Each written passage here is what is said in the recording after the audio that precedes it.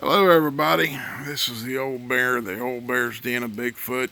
Today, I'm bringing you a picture from my front porch. Um, I got a story that comes out of Tennessee, near Knoxville, Tennessee, a little north of Knoxville, actually. This happened. Let's see. It's been about a year ago now, and I've been in contact with this gentleman for over a year to get him to tell me his story. Anyway, he owns a farm there just above Knoxville, and he has cattle and he has a couple of horses on there, and he has some other chickens and maybe a couple of goats.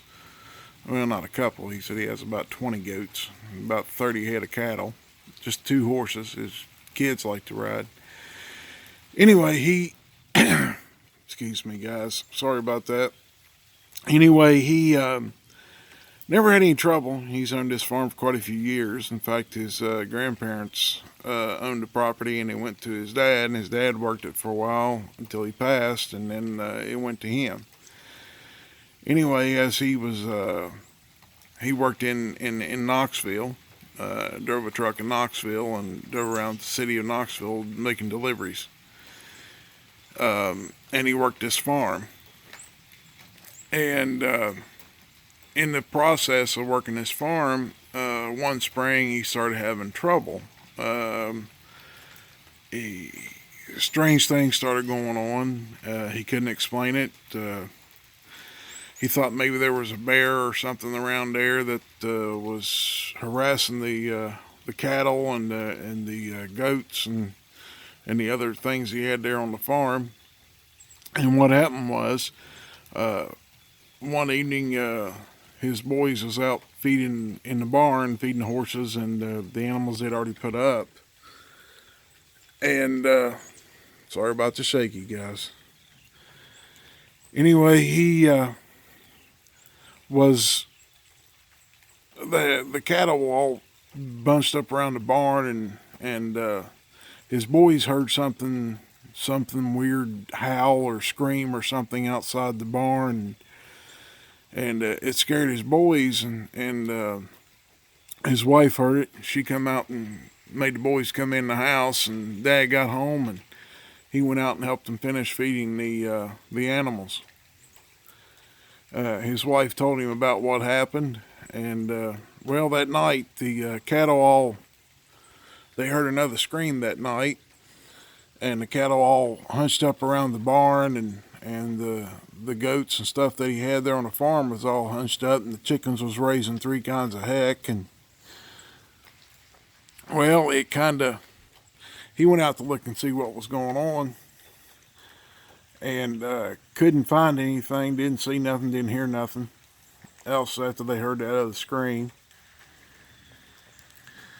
So he just went back to bed and got up next morning and went out to do the morning feeding. It was a Saturday morning, and he noticed one of his calves was gone. So he went up through the field and found the calf. It was ripped apart. Part of it was eaten, and the other parts were just thrown everywhere. There was no heart, no liver inside the guts that he found. He didn't find the heart or the liver. Found the lungs and stomach and some intestines, but that was about it. Anyway, he buried that carcass, and everything was quiet for about a week, and then well, 4 or 5 days, so almost a week. And then after that happened, he found another calf dead. Now he was getting upset and getting concerned. So he wouldn't let his boys go out there to feed the animals in the afternoon or the morning unless he was there. So they changed times because he was afraid something was, maybe a bear was coming in and killing the cow and taking out what it, eating whatever it could eat from the calf. And that's how it worked. For about 2 or 3 weeks, he'd find a dead animal, whether it was a calf or a goat or whatever he had on his property. Well, one night his house got slapped.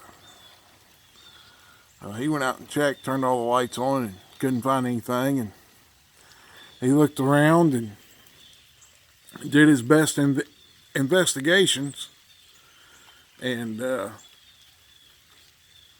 couldn't find out what was going on. Anyway, a couple more days, another animal found dead on his property by the boys, and he limited his sons to the house. He wouldn't let them go out unless they were with him. Anyway, him and his oldest son went out to go bury this animal that one of the youngest boys found, and because they didn't want to be laying out in the field and draw vultures and crows and everything else. So as they went out to bury this carcass, they rode up there in his truck and they saw something standing there in the trees. Well, they saw what it was. It was coming back over to feed on the carcass, and he tore out of there and left the carcass laying, and they went back to the house. Well, he went in and told his wife what they saw, and they started looking this thing up to see if they could find out what it is. Did the best investigation they could on the internet, and they come up with it being a Sasquatch. From what he saw and what he described, that's all he could tell you it was. So this went on for pretty much all summer. He'd find a dead calf or whatever, and finally it got to him, and he went out there on a Saturday morning and went looking for these things, and he shot at one. Well, that night, the boys were gone. Him and his wife was home, and they come up and started slamping on the houses and did everything they could to bother them and try to get them to leave or whatever. I don't know what the Bigfoot were thinking, but they were pretty dumb, coming up and slapping on the house. And the man went out with his gun and started shooting at them. And it was about the end of summer. And well, they didn't come around for a while and never had trouble. And ever since that happened, they stayed away from there. But they come to find out that some of his neighbors were having the same issue. Their animals were disappearing. A few of them had shot at them, and they went to try to find out what it would take to get rid of them, and they couldn't, to make sure they never came back. Well, they got a bunch of the farmers together that had trouble.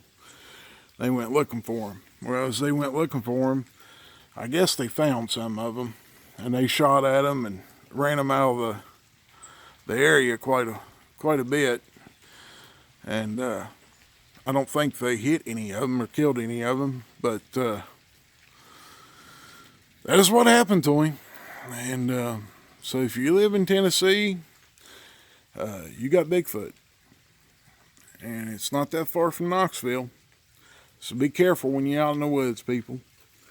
You never know what you're going to come up on, and if you're a farmer and you got property and you got animals outside, well, only thing I can tell you is you might want to get somebody to post at night and stop these marauders from coming in and killing your animals. Anyway, that's the story I got for you today, and I hope you enjoy it. And if you got questions, comments, go ahead and leave them. Thank you for watching. And I'm here if you got questions. My phone number is definitely on there. I've had people call me in the last few days. A gentleman from up in Alaska, he's wanting to get into trying to find out what these things are. And a young man out of Tennessee, out of Florida, called me today, and he's wanting to do the same, and he was wanting some information and everything that he could find out.